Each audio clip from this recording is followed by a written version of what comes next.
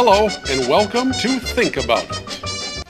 We've had an embassy overrun, our ambassador brutally murdered by terrorists. Our president can't decide who is an enemy and who is an ally to the point where Jimmy Carter has come out and corrected him.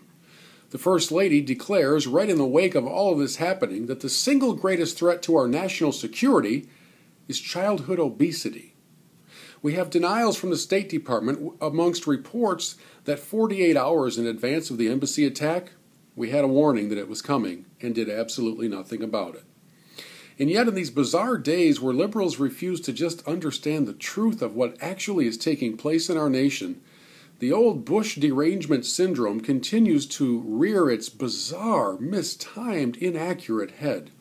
Ladies and gentlemen, as much as you may not like President Bush, he had nothing to do with this scenario. He had nothing to do with this utter failing of intelligence and leadership.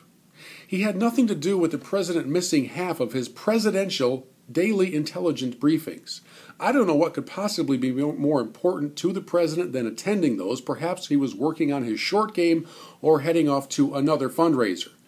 Because in case you missed it, the night after the attack, the night after the murder of the ambassador, the president headed out to Vegas to hold a fundraiser.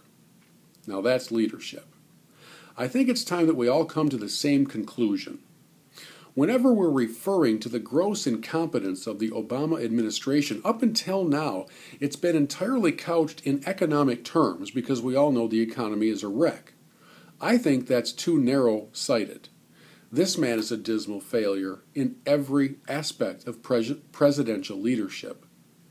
There is nothing other than being a good dad to his daughters that this man and his administration have done well. They have toured the globe to apologize. They have blamed the filmmaker for the attacks.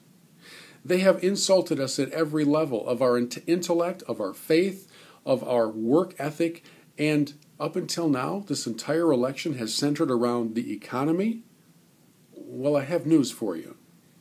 This election is not just about the economy, stupid. It's about a complete and total failure to lead this nation. And now, we have an ambassador who is dead as part of that incompetence. I hope you'll spread that word to your friends on both sides of the aisle. And to anybody who once again brings up their Bush derangement syndrome, could you remind them that in this case, it's completely irrelevant? He didn't fail here. The man who's running for re-election did.